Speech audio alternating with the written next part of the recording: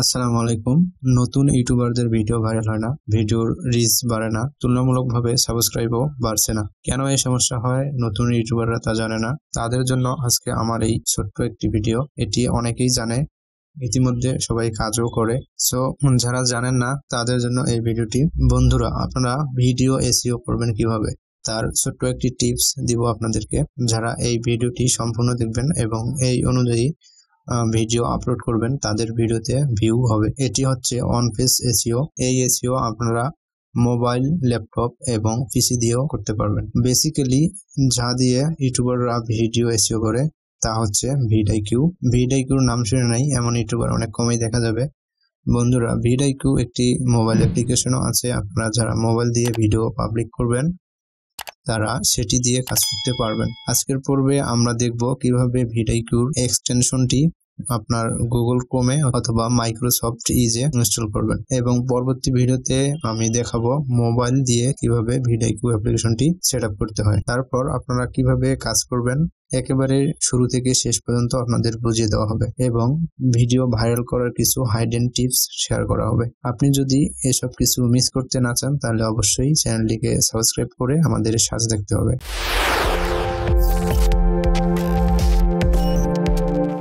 তো আমরা ডেস্কটপে আসলাম।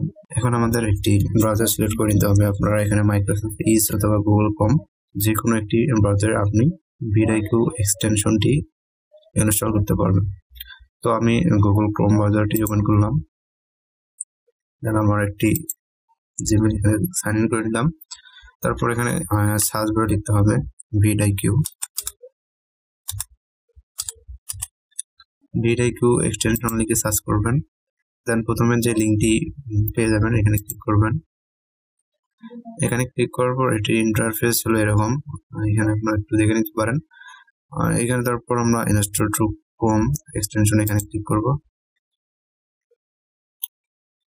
তো এখানে আসার পর এখানে দেখুন add to Chrome. So add to ক্রোমে ক্লিক করবেন।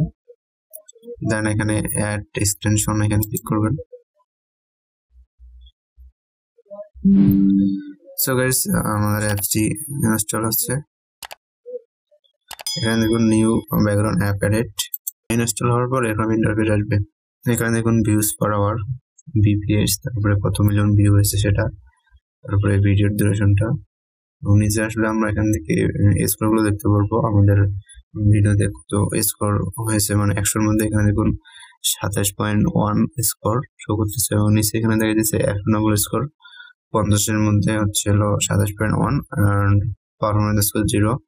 তারপর আমরা এখানে দেখুন ইন স্ক্রিন 3টা স্ক্রিন অ্যাড করা আছে, ডেসক্রিপশনের মধ্যে 14টা লিঙ্ক আছে। তারপর এখানে নিচে দেখুন ভিডিও টাইটেল, এবং নিচে আসলে আমরা ভিডিও ট্যাগ, চ্যানেল ট্যাগ দেখতে পারবো, এবং এখান থেকে আমরা টোটাল ভিউ, সাবস্ক্রাইবার সবকিছু দেখতে পারবো। এই vidIQ এক্সটেনশন দিয়ে কিভাবে আপনারা ভিডিও অন পেজ এসইও করবেন সে সম্পর্কে পরবর্তী টিউটোরিয়ালগুলোতে বিস্তারিত আলোচনা করা হবে।